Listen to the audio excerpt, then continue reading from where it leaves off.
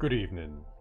I am your bard, your storyteller, your curator of tales, your teller of stories. I am Markable, and welcome to another episode of Fabulously Creepy Stories. I believe it's episode 17, unless I lost count. I tend to do that sometimes.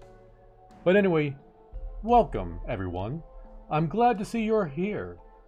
And delight to have more fabulous nightmares on this Christmas merriment. Or any other holiday you might be celebrating. I don't know. There's so many out there. I believe the count is up to 2,000, really. Google it. I'm pretty sure I'm close. So let's just get right into the creepy tales, shall we? Star King, welcome to the stream. It is always a delight to see you here. Now our first tale is of course from Creepypasta, a site that we go to oh so often to find the most fabulously creepy to creepy stories. And this story is called A Perfectly Behaved Boy, A Dark Christmas Tale, written by Thomas O. Now I do recall that we have read some of his stories before, so I'm sure we are well aware of what he's capable of. So let's begin. There was once a very well-behaved 8-year-old boy named Miles. He did all the things that good children are supposed to do, nearly all the time.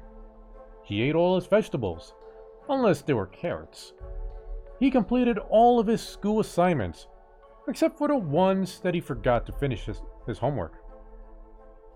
He was always nice to his friends, unless you count that one time when he yelled at his schoolmate, Tony.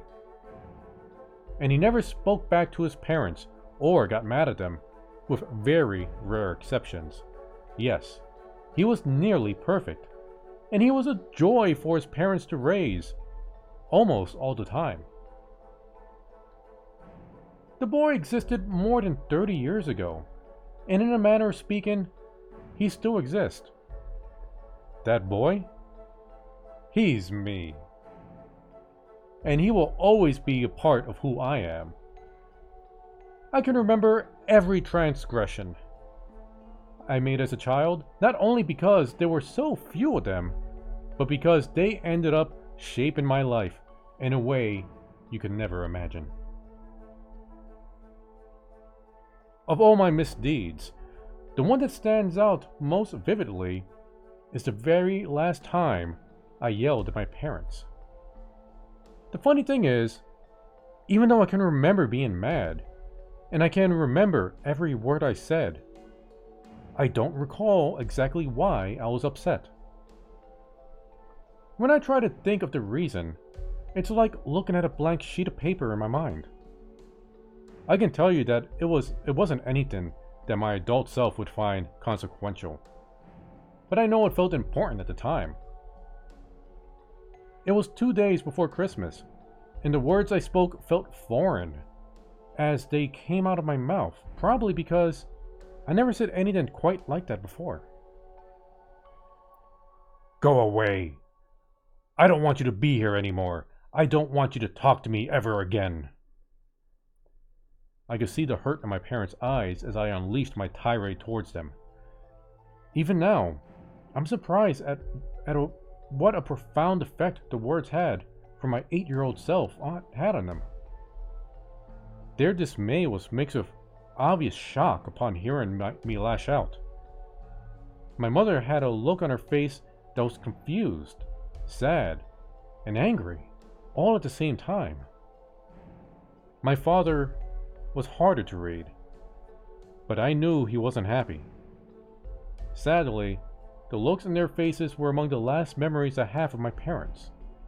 Their distraught scowls are burned into my mind. Two visages that are now a permanent part of my psyche. By the time that Christmas Eve came around, all had been forgiven. Whatever the issue had been, it was resolved. My mother cooked a special ham dinner, and we had a roaring fire going. The house was warm and extra comfortable, and in the hours after dinner, I sat and sipped from a mug of hot cocoa with peppermint. I no longer believed in Santa Claus, but that didn't stop me from feeling the natural Yuletide excitement. I fell asleep that night staring at the dazzling lights and shiny ornaments that clung on our Christmas tree. I vaguely remember my father carrying me to my bedroom and giving me a little kiss on my forehead. I awoke later that night to the feeling of someone poking their finger at my back. "Wake up, kid." It was a voice I've never heard before, a man's voice, with a slight drawl. My eyes opened widely as I instinctively rolled out of my bed in outright panic. I fell on the floor and screamed for my father. I was trapped in a corner of my bedroom. I could see the man's silhouette figure looming clearly in front of me. A small red glow came from a cigarette in his hand. I froze in fear of who the stranger who had invaded my home was. The man spoke to me again. "Quiet down. He can't hear you right now anyhow." He put a cigarette to his lips and inhaled deeply.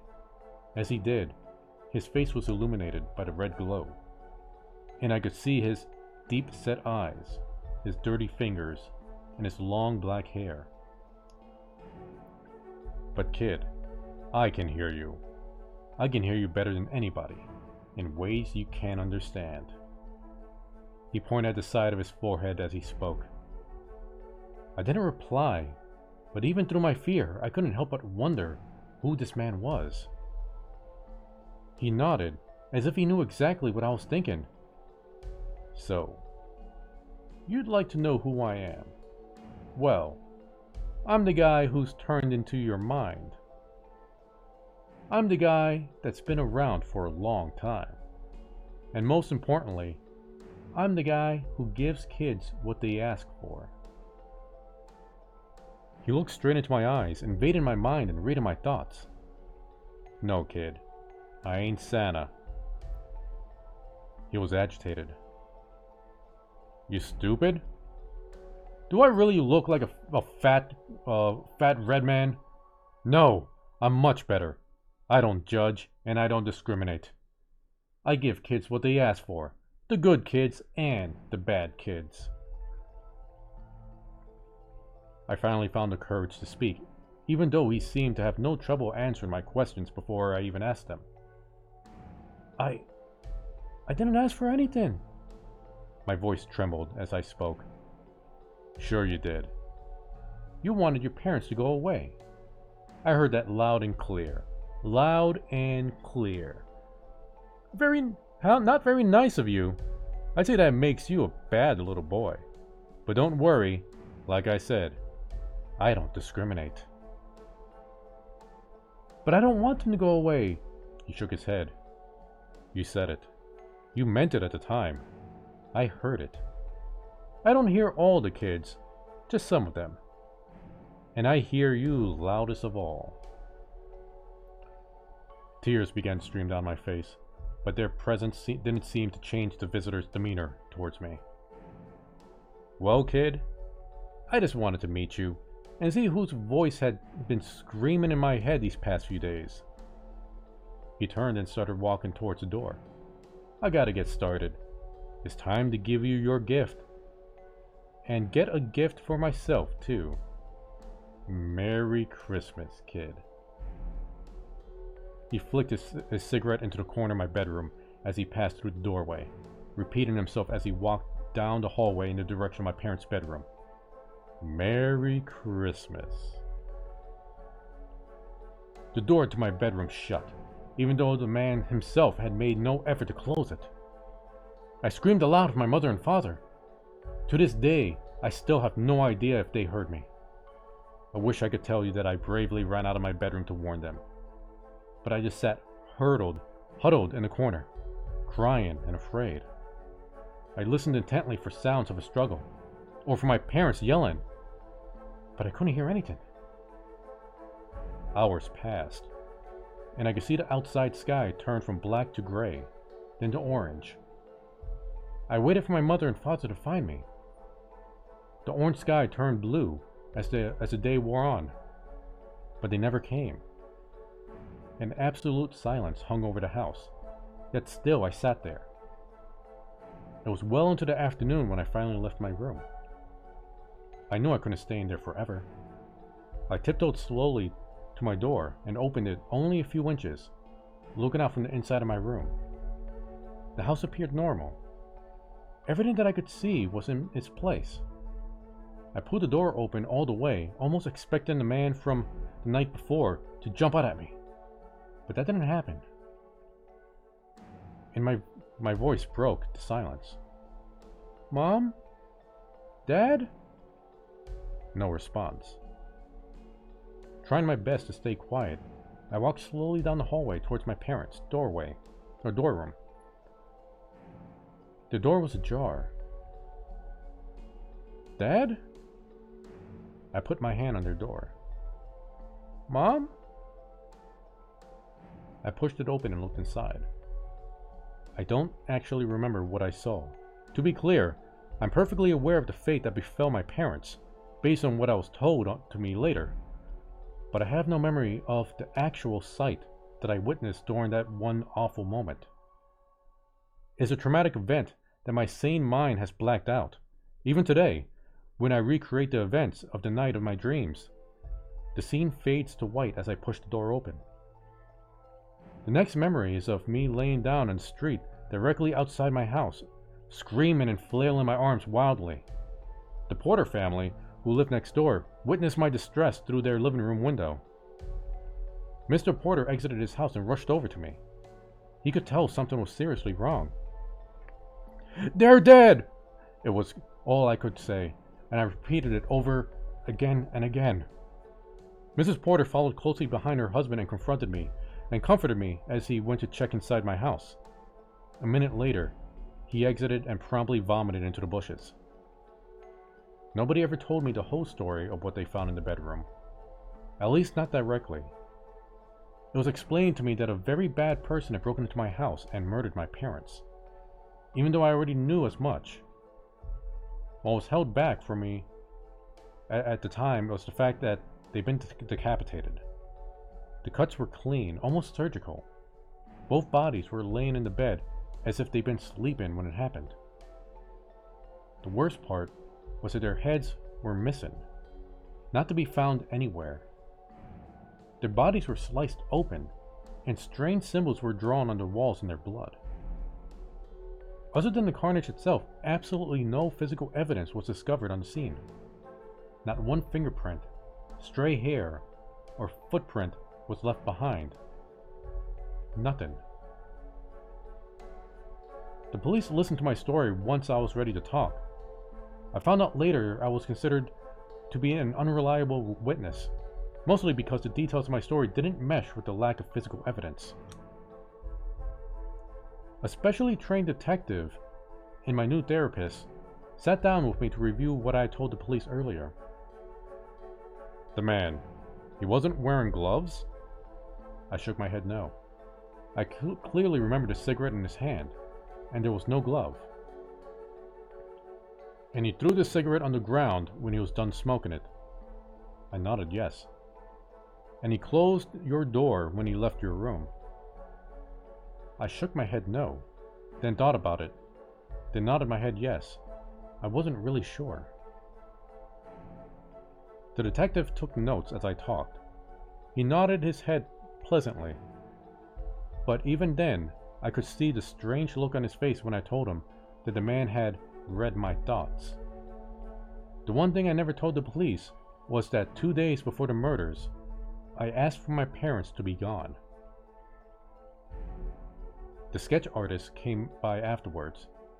He started off by drawing some smurfs for me. Then he slowly began working me up to the task of remembering the murderer's look-alike. I appreciated his effort. When he was done, the picture looked somewhat like how I remembered the man, but not exactly. I was taken to my mother's sisters, Aunt Janie, and her husband, my uncle Anton. As unlucky as I had been for the deaths of my parents, I have to say that I was nearly as lucky to have those two in my life. Other than my parents, they were probably the best people in the whole world who I could have lived with. Back at the events of my life, I had to say that today, I miss them every bit as much as I miss my parents. Janie worked as an office manager, but she took on a leave of absence in the first few months after the murders so that she could be home to support me. Anton worked for the home security firm. He was the kind of man who always had a smile on his face, so much so that it would be impossible for a person to even imagine him angry. He made instant connections with people, and he had a confidence about him that made people want to seek his approval, whether consciously or unconsciously. Janie and Anton didn't have any children of their own, and they'd always been very generous towards me. I knew them well, so it was easy for me to slip into their lives. I put a huge effort into making sure that I give them no trouble, and I asked them for nothing.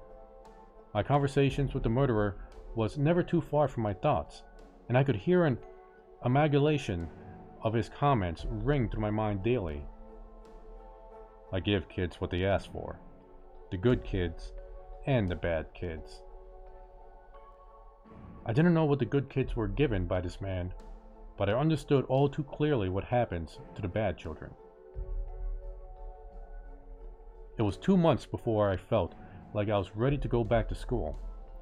Janie and Anton, and even the school administrator, were very helpful and understanding throughout the whole process. My classmates welcomed me back with smiles and words of encouragement. It's often said that children can be cruel, but I think it's even more true that they can be sweet and supportive. I really can't emphasize enough how much returning to all my friends helped me along the healing process.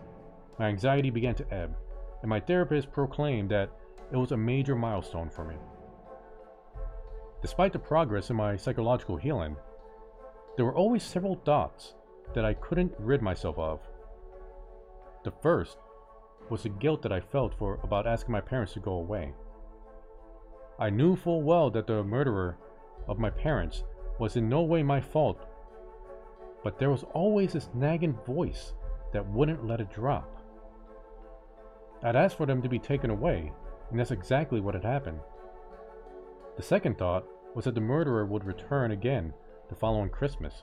Initially, all the adults assured me that he would be arrested quickly. Then, when that didn't happen, I was promised that there was no way he could ever get his hands on me, and that I was safe. They made sure that I was never left alone, and when Janie went back to work, she only did so part-time so she could pick me up from school when school let out. I also had difficulty with the more unbelievable aspects of what happened that night. I tried to convince myself on a daily basis that the murderer was just a normal man, and that my memory of those fantastical elements was merely my own imagination betraying me. But just like the guilt, the troubling thought that this man was more than just a man didn't subside entirely. For victims of trauma, anniversaries can often trigger symptoms like depression and fear. For me, Christmas was the anniversary of my worst memory. As the summer ended, Janie and Anton, along with my therapist, decided early on that Christmas wouldn't be celebrated in our household that year. Nobody felt that I'd be ready for it, and they were right. Since we knew that Christmas was going to be an ordinary day for us, Janie and Anton made sure to throw me a huge birthday party in October of the year, when I turned 9. It seemed like most of the community turned out. We had a bounce house, ponies, and even a magician. Everyone, including me, had a great day. It was probably the first time in 10 months that I'd grinned. Sure, there had been a few smiles up to that point, but I'm referring to the type of grin where your teeth show and the elation on your face cannot be mistaken. Unfortunately, the joy of my birthday couldn't last forever. Inevitably, the signs of Christmas slowly started popping up not long after Halloween passed, and my anxiety started increasing. Though we weren't going to celebrate it, Christmas would be impossible to ignore. Holiday lights, store displays, television commercials, Yuletide songs pumped over the public address systems. How can one avoid all those and still function within society? Though those harbingers couldn't be avoided altogether, Janie and Anton made a concerted effort to minimize my exposure. Instead of letting me watch my TV shows, Anton taught me a game of chess, which we played nightly. For the most part, they avoided taking me to any stores and kept me home. Of course, as much as possible, avoiding these triggers probably helped somewhat, but I still couldn't get rid of the tightening feeling in my chest that I felt every morning when I woke up. I managed to avoid any sort of breakdown until the 21st of December. Auntie Jamie, because she was taking care of me, had herself been staying home an inordinate amount of time. Finally, after our 5th game of rummy in a row, she had enough. She tossed her cards aside. "You know what, Miles? We've been cooped up here too long. Let's get out of here. We'll go get some ice cream. One little trip out won't hurt, right?" I smiled in response. "Okay." Ice cream sounded good, even in the middle of December. Auntie Jamie, who was a talkative by nature, kept the conversation flowing all the way to the ice cream shop. I suppose that was her attempt to keep me focused, to keep my focus away from the lights and the displays that we passed by. And it worked too. Ask a kid a question about his favorite superhero, and he's going to fairly preoccupied while he talks about them. Even the quiet ones. We made it into the shop. I ordered a double scoop of chocolate fudge brownies. We sat down and ate our treats, with Aunt Jamie still engaging me in conversation. Just for a brief moment, a nearby toy store glittered Christmas display caught my eye through the window. They had a life-size poster in their display window. It was a picture of Santa upon the rooftop, poised in a position as if he were just about ready to climb down the chimney. Blazing Christmas lights surrounded the display. The large words spelled out, "What do you want for Christmas?" I tried to turn away, but the colorful lights clouded my vision, enlarging in their scope until they all combined, finally creating a great white light. "Miles? Miles?" My aunt's voice was becoming more and more urgent. I suddenly realized she'd been calling my name for several moments. The cup of ice cream dropped from my hand. I just want them back. At that moment, the tears flowed freely. I could think of nothing else. I was hysterical. Aunt Jamie quickly came over to my side of the table. "Oh my God, Miles, I'm so sorry." She grabbed me and hugged me tightly. I reciprocated, holding on to her as firmly as I could. "This was a bad idea. I'm so sorry, sweetie. I'm sorry I brought you out. This was stupid of me. I am so sorry. I missed them too."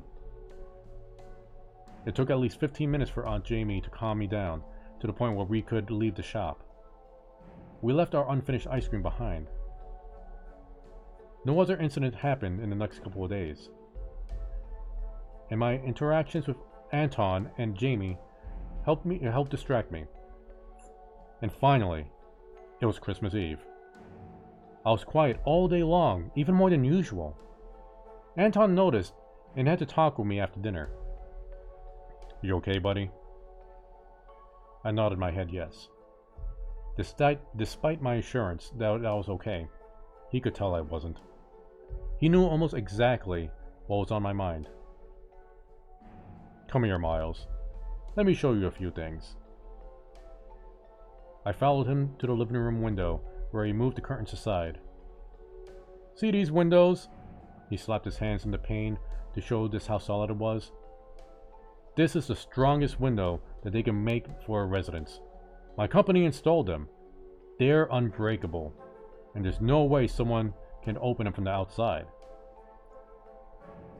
I stared out the window, while on the other side, blackness enveloped the house. He took me over to the door. "See how strong this is? It will take a tank to knock this door down. The back door too, and there's no way in." He led me over to the alarm control panel that was on the wall. "This is the best system that they could make. I installed it myself." He kneeled down to my level. Miles, you're safe here. Nobody, and I mean nobody, can get in here unless we let them in. I glanced to the side of his eyes. And don't tell your aunt I showed you this. He moved the coat aside so that I could see the holstered pistol he was wearing. Just some added protection. But I won't even need this. I nodded, feeling a little bit safer, but not completely. I still worried, not only for myself, but for Janie and Anton as well. Bedtime approached, and Auntie Jamie, with an insight unusually reserved for long-time mothers, knew that one thing that might make the night a little easier for me. Miles, do you want to go to sleep in our room tonight? She asked. Yes. I smiled and nodded at the invitation. We would all be able to look out for each other. They'd protect me, and I'd be able to warn them if someone was coming in. They put some soft blankets on the ground for me, right next to their bed. It was in a nice protected spot in the large gap between the bed and the wall. I couldn't fall asleep for several hours, but I could hear both Auntie and Jimmy begin their nightly slumbers. Their breathing became rhythmic and almost melodic. I listened intently for any noises that might have been out of the ordinary, but nothing abnormal. There was a clock ticking somewhere in the house, and the occasional car passed by outside. And finally, my weariness overpowered my uneasiness, and I began my night's sleep. The dream I had that night was unlike any other I had before. I was in what appeared to be a large garage. The type where mechanics worked on cars. All around me, automotive parts were spread out along the ground. Tires were stacked up, and the old rusted chassis filled the center of the room. Grime dripped from the walls. The area was lit by a single overhead lamp. I instantly knew I was dreaming, even though it was my first time I experienced a lucid dream. From the corner of the garage, I heard metal clanging. I turned around to face the sound, and out of the darkness, the man who had taken the lives of my parents emerged. He spit some phlegm onto the ground and wiped his mouth before addressing me. Hey kid, don't worry. I ain't gonna hurt you. I'd like to though. I'd really like to be able to shut you up. But it don't work that way. Despite my grimy surroundings, and perhaps because it was just a dream, this didn't feel like a place of anger or fear. Unlike the year before, I was able to find my voice right away. Why do you want to shut me up? I hardly ever speak. When you consider some of the other obvious questions, I know it may sound strange that I chose to open up with that one. Who was this man? And why did he take interest in me? Those were the questions I was really thinking. But my participation in the dream was guided, as if my actions weren't wholly my own. The man finally responded. Hell, you quiet ones are the loudest of all. You never stop thinking. Thought after thought. You kids can't even shut off your brains. Give me just one loudmouth. Those kids never think about anything. Tell you what. If it was up to me, I'd just rip all your heads off and be done with it. But like I said, it don't work that way. I ain't allowed to hurt children. I looked around and came to a slow realization. This isn't my dream, is it? That's a stupid question. You ever dream of a place like this? Of course not. This is my dream, kid. I'm parked right outside your house. I just wanted to take a moment to peek in on you. My fear of this man, which had been otherwise controlled till this point, slowly began creeping back. He saw the look of despair spread across my face. Have you been a good boy this year? He gave a little chuckle. Actually, yes, you have been. Do you remember what I said the last time? I give kids what they ask for. The good ones and the bad ones. I shook my head. I didn't ask for anything. I spoke with confidence that I didn't really feel. Sure you did. You kids always ask for something. And don't you worry now, 'cause you're gonna get it. The room and the man began to fade away. See you next year, kid. I get the feeling that you and I are gonna be part of each other's lives for a long time. Those were the last words I heard. Pure whiteness consumed me, and then I slept peacefully. My eyes opened. Outside the window I could see the gray sky that signaled the approaching dawn. The house was eerily quiet. Too quiet. I stayed fixed in my bed on the floor, listening for signs of life from my aunt and uncle. But I could hear only my own heartbeat. I wanted to sit up and look over at them, but I was afraid of what I'd find. The dream had felt so real. I wasn't sure what to think. I continued to listen. Please, I whispered to myself. Let me hear them breathe. Several minutes passed. I still heard nothing. Tears began streaming down my face. My pillow became wet. I knew deep inside that eventually I would have to look up and see if they were okay. I couldn't lay there on the floor all day, but my gut instinct told me that I didn't want to witness what was up there. Drawn upon my deepest strength, I put my hands over my eyes and sat up. Slowly, I moved a single finger away from my teary eye. There was no blood, no gore. I put my hands fully away from my face. I could see my Uncle Anton's chest clearly rising and falling. He was sleeping peacefully and very quietly. Aunt Jamie turned in her sleep and mumbled a few nonsense words before resuming her silent rest. I smiled, and then I laughed in relief. I could see no evidence that the man had been there. It was still early, but any sense of sleepiness had been pushed away by my earlier feeling of dread. I stood up and walked over to the mirror closest to the door. I looked at my red eyes and wiped them dry, while behind me I could see the reflection of my aunt and uncle sleeping soundly. There was no need to wake them. I left the room with the intent on getting something to eat, most likely a bowl of cereal. I walked down the hallway and passed by the alarm panel on the wall. All the lights were green. The doors and windows, they were all secure. Nobody could have gotten in.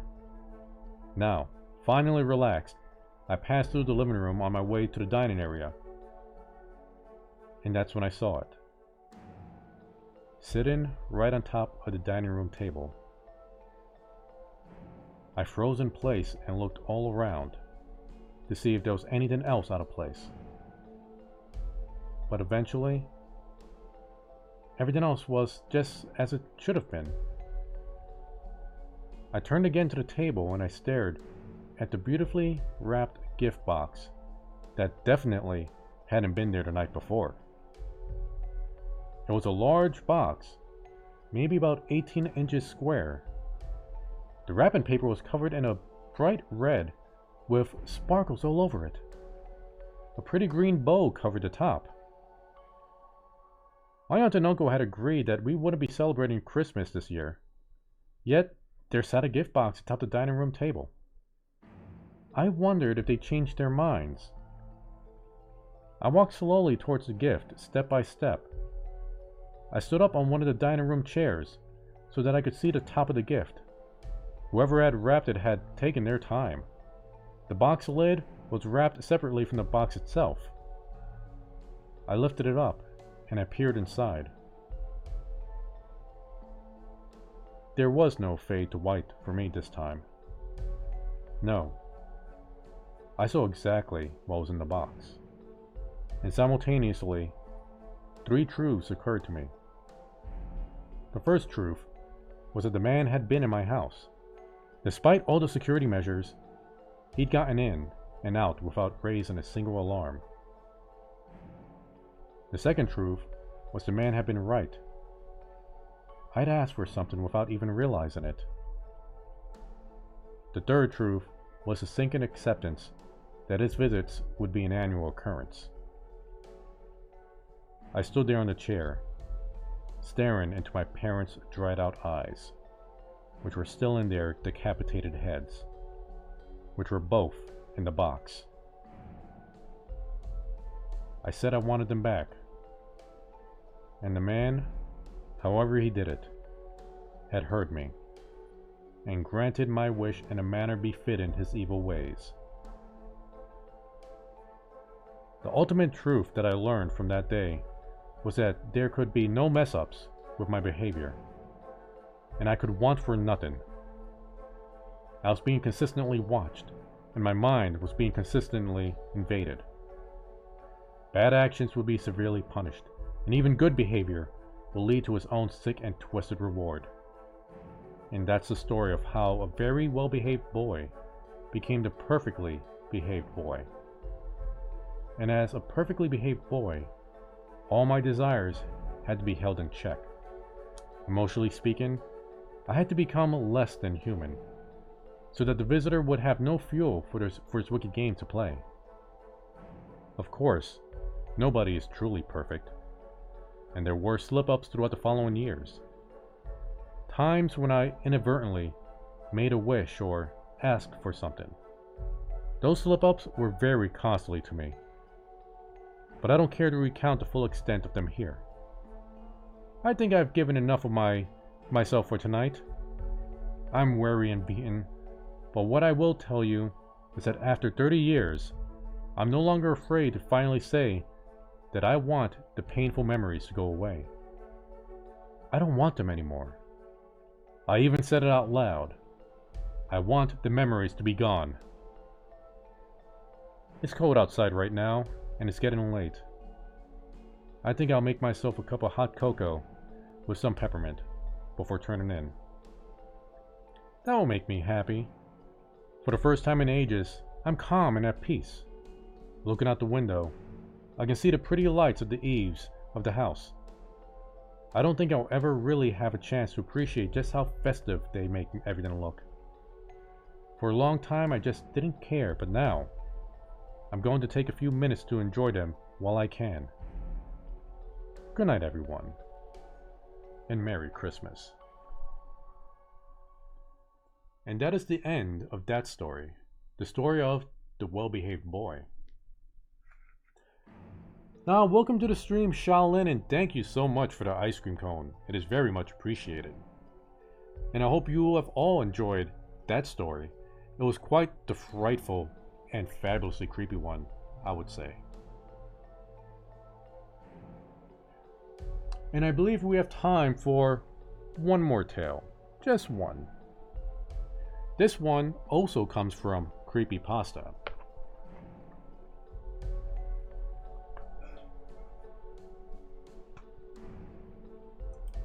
Ah, here we go.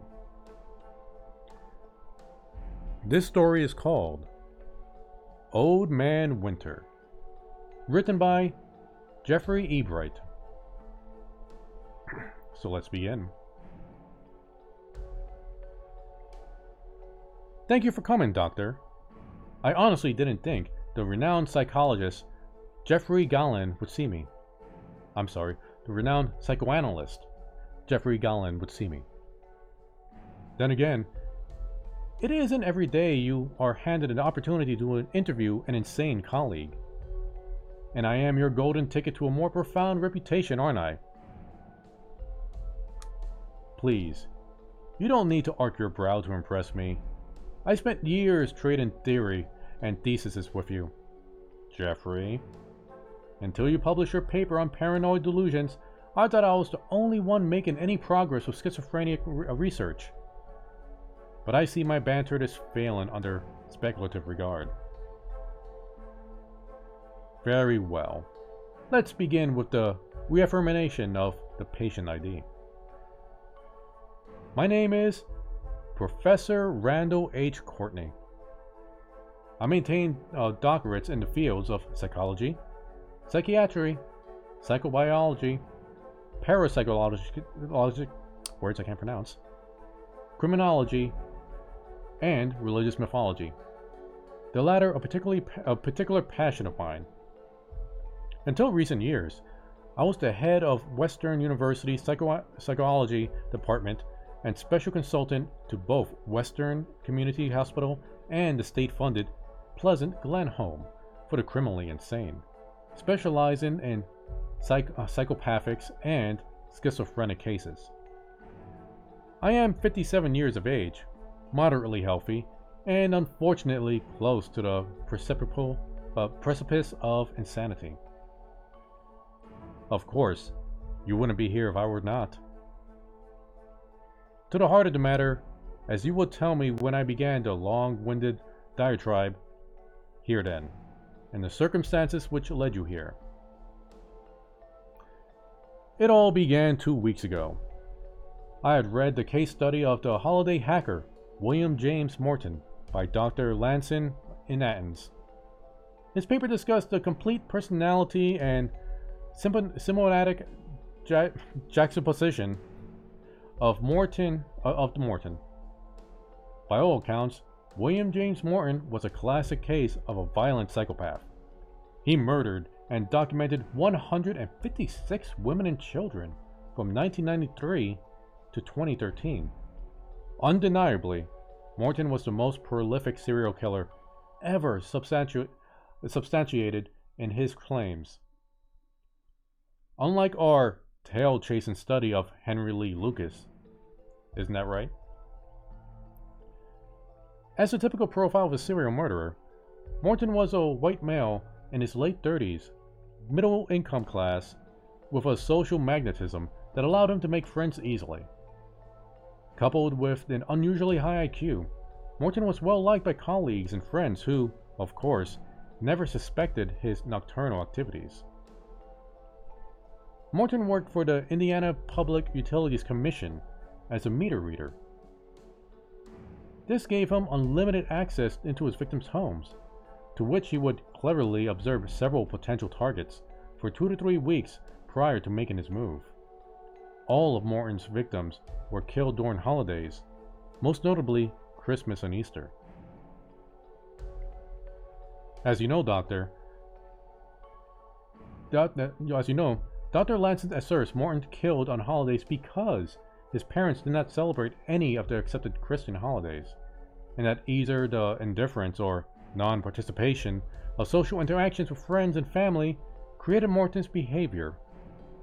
Unfortunately, Lanson's never appropriately explored the aspect of his ritual abuse by his father and his sexual recriminations his mother heaped upon him. And let us not forget his classic disassociation with morally and acceptable social behavior. I see you have no taste for debate tonight. Very well. Morton ritualistically entered the household of families wherein the father worked a third or graveyard shift between the hours of 1 to 4 a.m. and proceeded to slit the throats of his victims from oldest to youngest. His signature was the destruction of the major holiday tradition, stripping the Christmas tree of ornaments, tearing up Easter baskets, shredding Valentine's Day cards, vandalizing Thanksgiving centerpiece, etc. But you've already read Dr. Lanson's case study, didn't you, Jeffrey? Of course you have. You know, on the night of December 24th, 2013, the Jeffersonville police responded to a 911 call from the half-dead Iris Dennison. By the time they reported to the scene, all 3 children, aged 3 to 7, were found dead in their bedrooms, as was Mrs. Dennison, still clutching the bedroom phone. Amongst the carnage and destruction, they found the 5'10" meter reader balled up in the corner in the living room, covered in his own bodily fluids and the blood of his victims. The police report concluded that Morton's overwhelming confession and sorrow. What followed was to be the largest admission of serial murder ever told. As a matter of fact, when they found Morton's infamous Tomb of the Season, the grisly journal of his slayings, I'd wager Morton told them where to find the damnable book. For some unknown reason, this brutal, remorseless killing machine was now raving like a paranoid schizophrenic in a highly manic disillusioned state. Morton was now begging to be locked away for his crimes. This complete change pertains to the emotional 180-degree spin on all our known beliefs of mental illness. Curious, don't you agree, Dr. Gilland? I see you are still not impressed. Very well. Let us move to the meat of the meal. The night of March 15th. The night Lansons and Morton died before my eyes. I must, however, warn you in good conscience, this tale will, no doubt, test the limits of your psyche. So, I must ask you to suspend your disbelief until the tale is told. I cannot guarantee you will ever sleep soundly again, but you will know the unbelievable truth which has stolen my sanity and placed me here under guarded supervision. Before that fateful day, I had thoroughly studied Morton's tomb with advent interest. As a long-range researcher, Morton's Tomb of the Season provided an invaluable resource, the likes of which had never been seen before, nor, I must suppose, will ever be seen again. You can imagine a reference book for homicidal psychopaths written by a homicidal psychopath. This was no notebook for ranting against the machine of society, nor was it an incoherent catalog of instability. With his above average IQ, Morton meticulously entered all thoughts, actions, and variables of each murder, down to any minute smell, taste, and touch he experienced. His view was frighteningly clinical. Even his penmanship looked antiseptic, not obsessive. Words cannot express the terror in his analysis or the sheer horror of Morton's accurate observations of the death of his victims. Honestly, Morton's brilliance in notation and observation would shame the efforts of our most esteemed research colleagues. That was also the opinion expressed by Dr. Lansons. That is why he allowed me to study the tomb as a precursor to the meeting with Morton. I believe the sheer immensity of the task at hand brought me into the fray. Perhaps it was a simple fact that Lanson needed an intellectual equal to back up his claims and save his reputation from the assertions he was about to make. Whatever the case, I should have politely denied him and continued my life in a blessed ignorance which will never again be mine. Here, then, are the events of March 15th.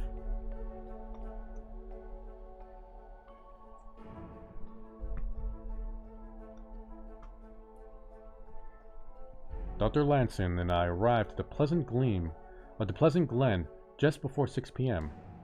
We were both in good spirits, anxious about our first in-depth interview with the man the media had dubbed the Holiday Hacker. We had discussed the tomb during the 2-hour ride to the airport and had formulated the strategy of interrogation of Williams J. Morton. However, the strategy disintegrated once we occupied the room with the killer. Morton was escorted into the room, no bigger than the average living room, bound in a formidable straitjacket. His eyes were glassy, wide, darting, the epitome of paranoid, schizophrenic. He moved with shaky uncertainty, and, if not for the armed guard, would have certainly fallen into the table instead of being seated at it. Lansons put on his psychiatrist's hat and went to work. Good morning, William. My name is Dr. Lansons, and this is Dr. Courtney. We've come to ask for a few questions. Would you mind? To this, Morton giggled and spat, You're a dime. Fire away. We read your book, William, Lansons continued. Why did you write it? For posterity, head shrinker. It don't make no difference. Nothing does. He began giggling like a schoolboy with a secret. What do you mean by that? I piped in. I feel sorry for you chumps, I really do, Morton said, rocking gently in his chair. I'm gonna pay for what I did, but you don't have a clue what's going to happen. Maybe if you explain it to myself and Dr. Courtney, we might be able to... Save me? Morton cut in. I don't think so, head shrinker. Can't you smell the doom? Taste the fear? Is it because of all the people you murdered? I asked. A sneer of righteousness crossed his lips. No, not because all the people I killed. Would you mind explaining what you mean? Said Lanson. You won't believe a word of it, but that don't matter. It's gonna happen whether you believe me or not. But I ain't saying nothing until you turn off those recorders. Agreed? We heeded his request and turned off our recorders. He simply smiled at the two of us, and his eyes seemed to clear and his demeanor altered.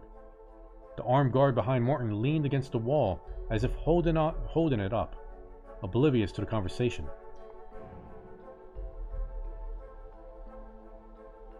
It was the last expedition I underwent, said Morton. The Dennison family experiment. I'm still sorry I did not have the time to record my observations. I found myself utterly without words as I listened to this madman speak without the previous trace of his drawl. His new verbal diction was measured, reflective, almost nonplussed. It was then an answer dawned on me for his abrupt and distinctive attitude alteration. The mystery of his 180-degree turn could be logically and anticlimactically explained. I jolted D.I.D. into my notebook and sighed in a profound disappointment that such an obvious solution was the psychiatric community used was called multiple personality disorder. So it was one of the Dennisons you regret killing? Asked Lanson as he didn't notice the change.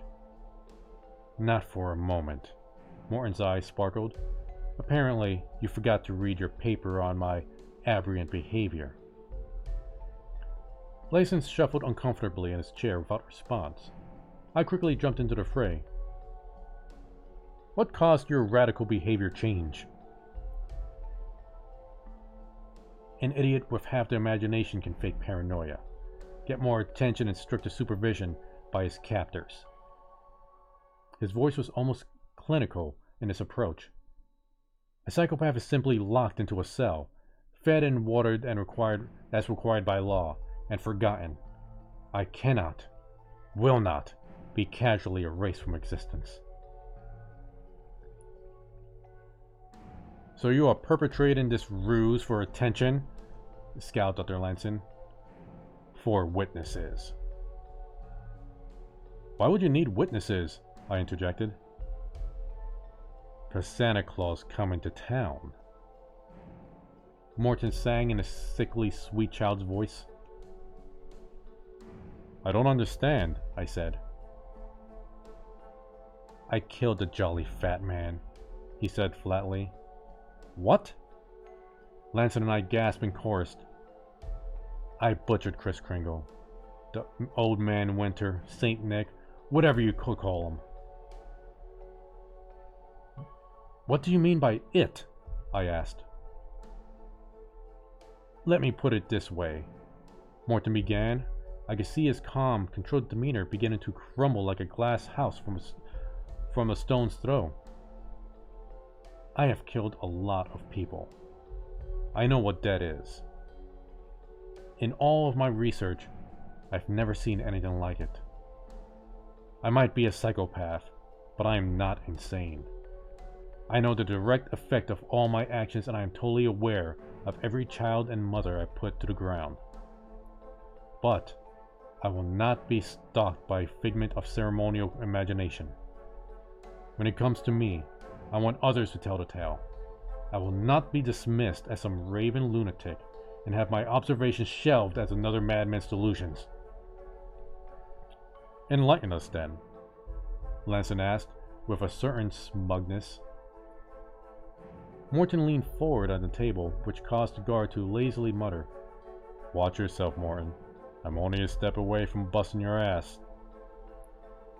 "I'm sure you are," Morton dismissed the man. It was Christmas Eve, and I had just finished my experimentation on the children.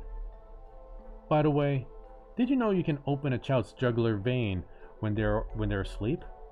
And they will just continue sleeping into death, cradled in the warmth of their pulling blood. That is, unless you make noise or your instruments are not sharp enough. Interesting, Lanson said, clearly uninterested. Thank you, Doctor. Morton's voice was less than gracious. I believe that was the moment he began to lose interest in Lanson's presence and spoke directly to me. As I was saying, I had just completed my study and was busy leaving my calling card. Defacing the Christmas decorations? I supplied. Yes, he nodded to me. It was during my ceremonial defacing of the tree when I heard a large thump, like a pot roast hitting the counter from 30 feet.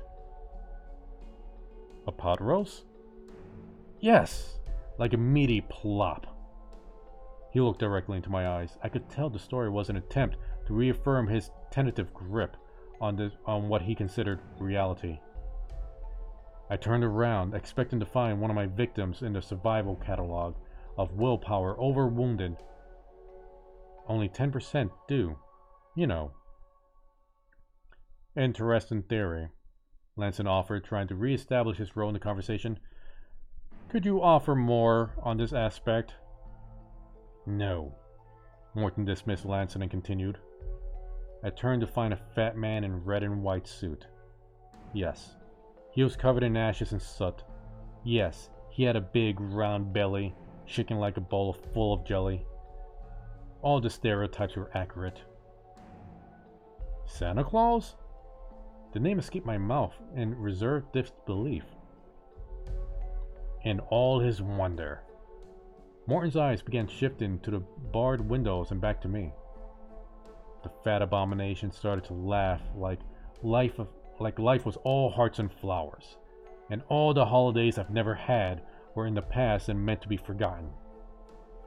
He had the audacity to glorify the celebration of the Christian stole from the pagans, the capitalist stole from God himself. So, I planted my scalpel in his chubby throat. What? My shock could not be contained. I knifed him, he said, with a cool, triumphant smile. And he had the nerve to spit out through the blood. You're being naughty. He pulled the scalpel out and picked me up and lifted me right off my feet. Santa doesn't like naughty little boys and girls. The Tubalard tossed me across the room like a rag doll. I remained silent. I had nothing to say to this unbelievable tale. You probably guessed that irritated me. He tried to shrug off the rest of the story, but it flowed from his lips like a bitter wine. The first thing that came to hand was the Christmas tree stand, which lay discarded amongst the remains of the lights that strands of broken bulbs. I used a stand to split his head open like an overripe melon.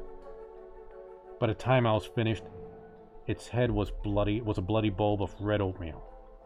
But it tried to get up. Can you imagine my surprise and frustration? No, I can't. Well, this was no experience a clinical man like myself was prepared to anticipate. I improvised. Knocked it to the floor. Severed his head from his body and got myself together, to leave. Unfortunately, Santa had wasted valuable escape time. I was trapped. My mind tried to figure out what to do next. That's when I heard the bloody gurgle behind me. Santa was on his feet, wagging his finger at me. He stopped for a moment to regain his composure. And do you know what that bloated corpse said? What? Droned Lanson. I'll be back, you bad little boy. It said, and then just popped up the chimney and jingled off into the night. And this is your explanation for your Albert change in behavior? Lanson scoffed. I can smell fish stories from miles away. Do you think I will report this hogwash? I don't care what you do, you academic leech, Morton growled. Why didn't the police see Santa fleeing the scene? Wouldn't they have been tipped off by Rudolph's red nose lighting the way? Lanson taunted him. Morton turned to me, his eyes intense and focused. I just needed a fellow colleague to listen and to know. I'm surprised to have not been assassinated by now. I spent too many nights wondering when my end will come. Now, it doesn't matter if it comes for me. The story has been told. That's it. That's all it is. Indeed, sniffed Lanson. I have never heard such. Lanson trailed off, cocking his head like a colleague to a dog whistle. Do you hear bells? At this point, Jeffrey, reality crumbled. It was almost as if the terror was waiting for its cue to take it to stage. The sweet sound of bells grew louder and louder as the red lights from outside the window drew closer. Oh no! It found me! It seemed Morton's persona switched again and struggled within his bounds. Let me out of this jacket, goddammit! The outer wall of the interview room exploded noiselessly into the dark night, collapsing as if it was with a great silent force from inside the room. The dust swirling around the gaping maw as three of the four of us stood frozen in place. It's found me! Morton shrieked as he pushed off his chair and tried to make himself small behind the interview chair. The guard broke from his deep laziness and pulled his gun. Freeze, you whatever you are! He pointed his shaken weapon towards a hole in the wall. From a sleek, red, levitating sleigh, two smallish men, roughly 3 feet tall, with pointed shoes and ears to match, grinned menacingly and quickly disembarked. The obscene jingling of their droopy, conical hats mocked the viciousness of their body language. They stood like doormen at the sides of a missing wall, leering wildly at the bewildered foursome. Which one? Called one of the little men in his shrill soprano. We all held fast in pure horror as they stepped through the hoe. It wore a suit of Santa and bounded from the sleigh with a jolly stride. All the myths were true except for Santa's head. It was more an assembly of leftover parts from a slaughterhouse than a head with a pristine red hat. It looked like a roadside which had been boiled on the unforgiving black asphalt for days. Jagged bones protruded from shredded pulpy muscle, as a dark stained beard revealed a ruptured orifice which could only have been his mouth. It rasped in a voice of sandpaper and pain which pierced my very soul. Naughty. It pointed the glove fingered at the hide-in serial killer. The man in green, elves, I would presume, advanced on Morton, glaring. Am I invisible? The guard barked, drawing back the hammer of his .40 caliber pistol. Now back off! I won't say it again! Faster than the mind could comprehend, one of the elves was upon him. Eyes wide with disbelief, the guard watched as the little man tore into his flesh like a rabid wolverine. The guard, I believe Carl was his name, found himself caught in the middle of an eruption of blood. His blood. Carl had the horrifying honor of watching himself being torn to shreds while still alive. His last memory was of his entrails sliding from his chest cavity and slapping to the floor. He quickly collapsed to the gray fleckered institutional tile, cocked gun still in hand. Finally, Lanson reacted. He vomited, spewing God's name between each hasty exit of his day's meal. The two elves pounced on Morton, hauling him to his feet amidst a tearful protest. The elves clamped around him, clapped bonds around his arms like a metal vice. This only increased Morton's screeching. And what, you may ask, was I doing during this? Nothing. No. This is not true. I was trying to escape to the part of my mind we psychologists call claimed comatose patients go where severely traumatized by life. My little place must have been closed for repairs, for I was forced to witness the hideous events that continued before my previously agonized eyes. Morton continued sobbing and rocking in his straitjacket. Lanson continued vomiting and taking the Lord's name in vain, and I became a statue as the corrupted thing in the red suit advanced upon his elf bookended victim. The thing's head contorted in an expression which most likely was a smile amongst the shredded muscles of his face. It lifted Morton's tear-stained face with a gloved finger as it examined a Slav soon to be auctioned. No, please no, I'll be a good boy, Morton pleaded to the mutilated ears. The elves giggled knowingly. As if it were not surrealistic enough, Lanson came under control and tried to ascertain himself as the voice of reason. Can you imagine, Jeffrey? The old fool tried to rationalize with mythical creatures in an unfathomable situation. I could smell death upon him even before he managed to spew his initial salvo of psychobabble. The elves released the whimpering Morton and focused on Dr. Lanson. Their movements would have been shamed by the best bodyguard or Secret Service agent as they swarmed Lanson. This situation has not become unsalvageable, Lanson said, smiling at the 3-foot-tall gremlins. Perhaps we can avoid any further unpleasantries if we can allow ourselves a moment of reflection. One of the elves came face to face with Lanson, listening to his words with a contemplative face. The first elf nodded agreeably, and said in a squeaky soprano, "No." With the stealth of shadows, the second elf neatly penetrated Lanson's back with a petite clawed hand. The intrusion must have granted Lanson a form of anesthetic shock, for his face was less comprised of pain than of surprise.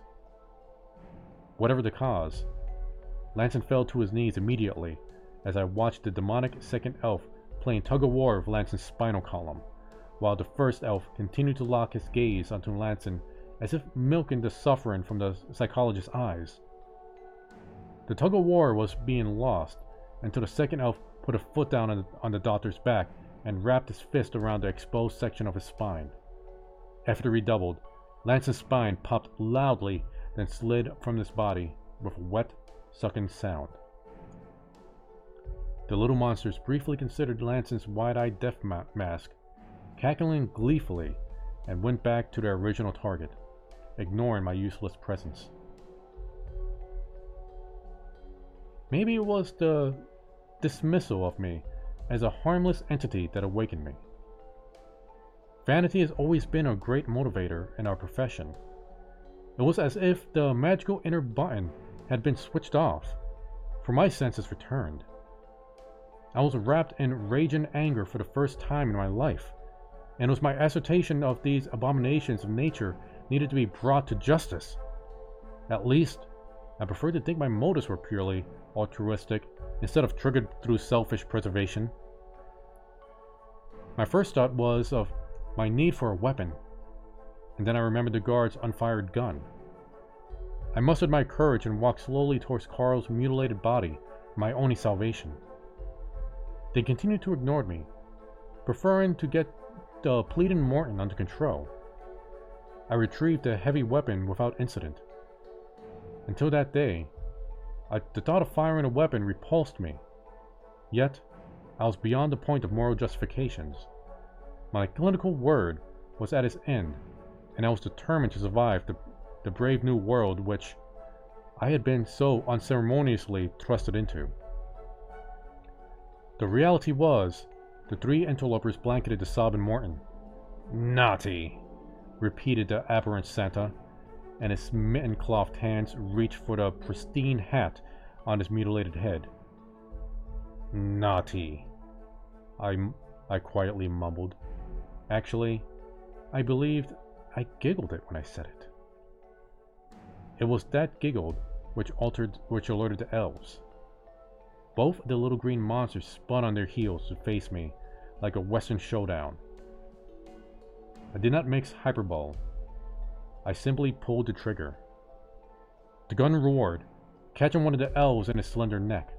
In fact, the .40 bullet nearly severed the elf's head. It spluttered like some ancient gibberish and fell to the ground, twitching. Unfortunately, the remaining elf was quickly upon me, rather, upon my leg. It lashed out with a savage claw, removing the patella from near surgical precision. As if it were an old-fashioned bottle cap, pain exploded around my being. Yet, it was not the time to recognize my shortcomings. I fell backwards and struck the unforgiving institutional floor. I scarcely had the opportunity to blink before the little creature was upon my chest, set to strike the killing blow. "Dead!" it shrieked, raising a gore-soaked talon. Yes, I smiled. I almost experienced a moment of pity for the little elf as it felt the gun barrel dig into its crotch. Almost. And at close range, the bullet shredded through the elf, throwing its tiny Lilith body across the floor. Believe me when I say this, Jeffrey. If I were you, I would be wearing the same disbelief expression. Sometimes, in the silence of night, I, myself, had cause to doubt all of that occurred in that antiseptic room of Pleasant Glen. Yet I cannot escape the conclusion. In the immortal words of Sir Arthur Conan Doyle, when you have eliminated the impossible, whatever remains, however improbable, must be the truth. Here, then, is the most improbable fate of William James Morton. I struggled to my feet, the table a proper crutch for my scattered leg. Though it seemed like an eternity, I dispatched Santa's helpers in a matter of seconds. I, unfortunately, did not miss the horror unfolding between Morton and the shredded Santa. Excluding the appearance of his head, the scene played out innocently. The obese dead thing removed his hat. To this, the straitjacket Morton bellowed and squirmed like a worm on a hook. Santa calmly placed the hat upon Morton's head and chuckled, "Ho, ho, ho." Never have I heard a cry of such torment and terror as I heard that day, nor do I ever wish to hear it again. My blood ran cold as the holiday hacker, bound and helpless, called to a god he never believed in while the abhorrent creature offered a grotesque gurgling chuckle. I raised my weapon, not knowing what I could do against his terrifying screams. "Kill me!" Morton's eyes locked on mine. "Kill me before it's too late!" I leveled the gun at his head. The corpse Santa made no motion to stop me. "Please! Please! I can feel it! Hurry!" cried out Morton. I swallowed hard and squeezed the trigger. To this day, I do not know if I was too late or if the bullet would have had any effect on him at all. Needless to say, I placed the bullet hole neatly in the middle of Morton's forehead. The bullet hole puckered, diminished, and sealed the flesh of his forehead as the manic terror of Morton's eyes swelled. The metamorphosis had begun. Before my eyes, the smallish frame of William James Morton expanded. Along with growing girth, his facial features softened, losing the terrified psychopath and puffy cheeks. His face erupted in white tufts of hair, and his hair upon his head lengthened in a shocking snowy white. His restraints melted into a thick red blouse, which matched the pants as bare feet became shod in shiny black boots. During this transformation, the thing that was Santa deflated like a balloon, slowly losing air. When it hit the cold floor, Morton rose to his feet. No. It was no longer William James Morton. "Ho, ho, ho!" it roared, jelly belly and all. As if on cue, this battle cry, the dead elves exploded, showering the room in large, cottony snowflakes. It was at this point my mind decided it had truly seen enough. I fell to the floor and began laughing as I tried to catch a snowflake or two upon my pre-offered tongue. I wondered to myself how many I could catch before I bled to death. The new Santa looked at me for a moment and patted me on the head. "Now you be a good little boy." He offered a wink, thumbed his nose, and through the blasted porthole he rose. Once through the hole in the wall, the crumbled bricks reformed and jumped back into place, resealing the room as if the intrusion never happened. My memories picked up in the hospital as the attendant doctor told me I would most likely never walk again. I remember my comment being slightly sarcastic, but I cannot remember what I said. It really does not matter at this point.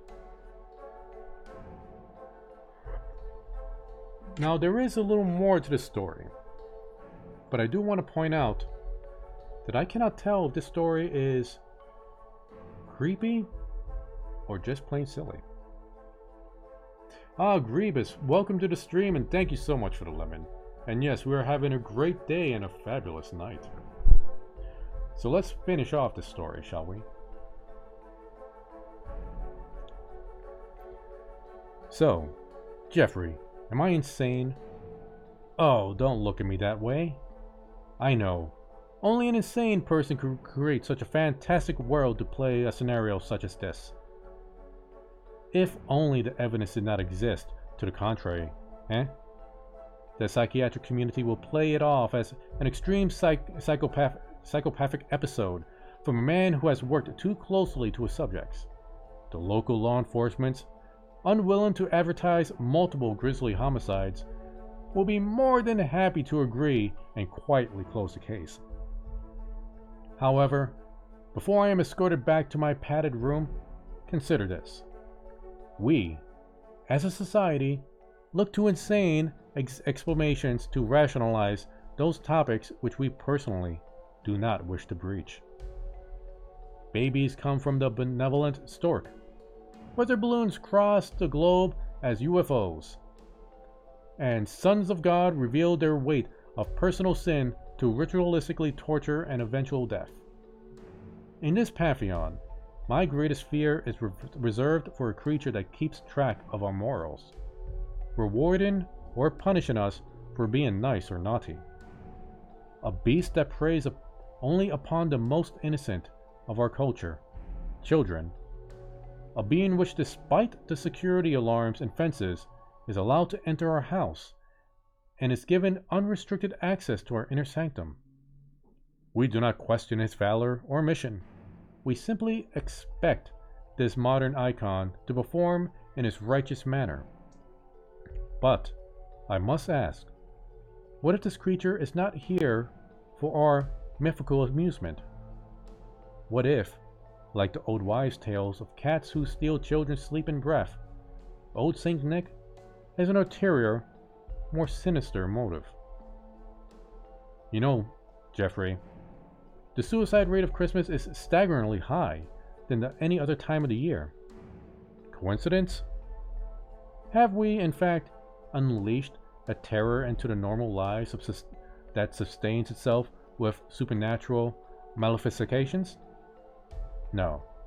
More than ever, I remain skeptical. No matter. I believe I shall never leave this place. I have seen too much and perhaps said too much. My advice to you, dear Jeffrey, you better watch out. You better not cry. You better not pout. And I'm telling you why. Santa Claus is coming to town. And that is the end of our tale. It got a bit wacky there for what should have been quite gruesome, I must say. Yes, I believe that's all I can say about that story.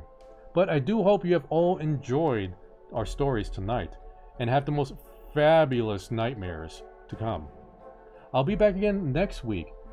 Christmas Day, in fact, isn't it? Yes, and I'll try to pick a very special Christmas horror story on Christmas night for all you good little boys and bad little boys and girls. Boys and girls. I really should have worked on that line.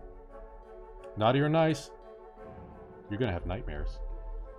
So till then, thank you for sharing this night with me, and I hope you all have pleasant nightmares. Till then, sweet dreams.